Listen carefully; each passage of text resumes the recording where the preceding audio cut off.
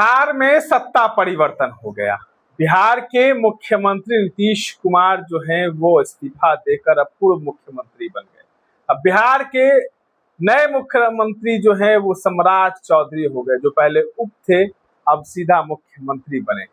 Bharatiya Janata party के पहले मुख्यमंत्री जो है के तौर पर 75 सालों के बाद जो है भारतीय जनता पार्टी की तरफ से मुख्यमंत्री बना है। हमारे साथ पूर्व आईपीएस अधिकारी अमिताभ कुमार दास जी जुड़े हुए हैं।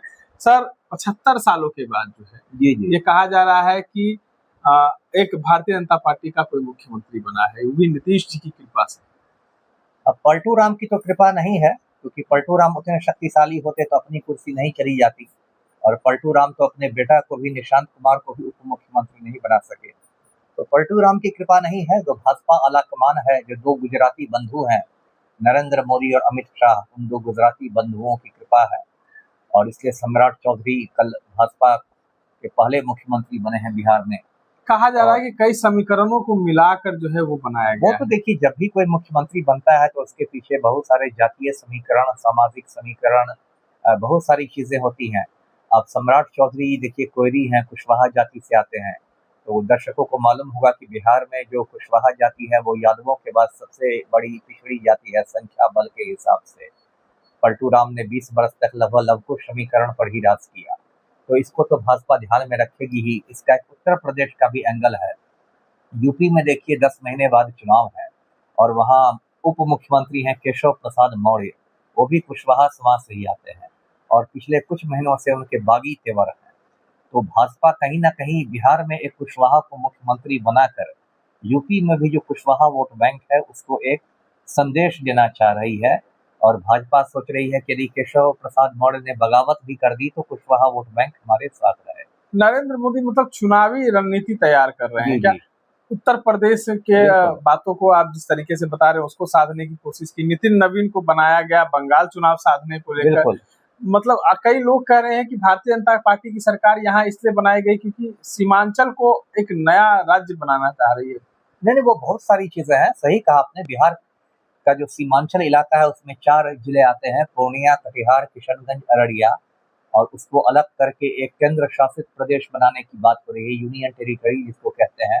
और इसलिए बिहार में एक नए राज्यपाल को भी भेजा गया है, जो लेफ्टिनेंट जनरल हैं सैयद अता हसनैन। तो ये सब तो खिचड़ी पकेगी ही, आने वाले समय में देखने को मिलेगा। लेकिन व्यक्तिगत रूप से सम्राट चौधरी का मैं मुख्यमंत्री बनने का स्वागत नहीं करता हूँ। बहुत मैट्रिक फेल व्यक्ति हैं, बहुत अनपढ़ और जाहिल व्यक्ति हैं, और इनका आपराधिक इतिहास रहा है। 1995 में इन्होंने मुंगेर के तारापुर में 7 लोगों का खून कर दिया था। उसमें इनका नाम राकेश मौर्य था, और जेल की हवा भी इन्होंने खाई थी। बाद में जाली प्रमाण पत्र पर बाहर निकले थे, और फिर पुलिस को चकमा देने के लिए इन्होंने अपना नाम बदलकर राकेश मौर्य से सम्राट चौधरी रख लिया। और बिहार का ये दुर्भाग्य है कि ये व्यक्ति आज मुख्यमंत्री बना हुआ है, जो 10वीं फेल आदमी है, जो एफिडेविट को हाफिडेविट बोलता है और पेनाल्टी को पेलांटी बोलता है। तो ऐसा आदमी मुख्यमंत्री है, ये बिहार की बदनसीबी। प्रशांत किशोर की एक बयान आया, प्रशांत किशोर ने कहा कि बिहार के लोगों का ये दुर्भाग्य है कि एक हत्यारा जो है वो मुख्यमंत्री। बिल्कुल, इससे मैं भी सहमत हूँ कि एक दागी व्यक्ति जो हत्याकांड में जेल की हवा खा चुका है, जो मैट्रिक फेल है, जिसकी डिग्री का कोई अता पता नहीं है, जो शपथ भी अपना ठीक से नहीं पढ़ पा रहा है, कल बार बार अटक रहे थे सम्राट चौधरी शपथ पढ़ने में, वैसा आदमी अब बिहार के मुख्यमंत्री बन गए हैं, तो पूरे हिंदुस्तान में बिहार का मजाक बन रहा है। और ये बिहार जो ज्ञान की धरती हुआ करता था, जहाँ एक समय में नालंदा विश्वविद्यालय जैसा विश्वविख्यात विश्वविद्यालय हुआ करता था, यूनिवर्सिटी हुआ करती थी, वहाँ पर एक अनपढ़ जाहिल मैट्रिक फेल आदमी, जिसे राबड़ी देवी बोरिंग रोड का लफुआ कहती है, वो यदि मुख्यमंत्री बन गए तो ये बहुत दुर्भाग्य की बात है। क्या लगता है कि ये कार्यकाल जो है वो पूरा कर पाएंगे सम्राट चौधरी? क्योंकि कई लोग कह रहे हैं कि मुख्यमंत्री जो बने हैं सम्राट चौधरी, तो आपसी कलह जो है वो पार्टी के अंदर जो है वो शुरू हो गई है। नहीं, सही आपने कहा। कलह तो उसी दिन सतह पर आ गई जिस दिन 3-4 दिन पहले आपने देखा भाजपा कार्यालय में इनका बैनर लगा था, और बैनर भी भाजपाइयों ने ही फाड़ के हटा दिया, क्योंकि एक भाजपा का बड़ा तबका है जो इनके बनने से सहज नहीं है, क्योंकि ये खांटी भाजपाई नहीं है सम्राट चौधरी।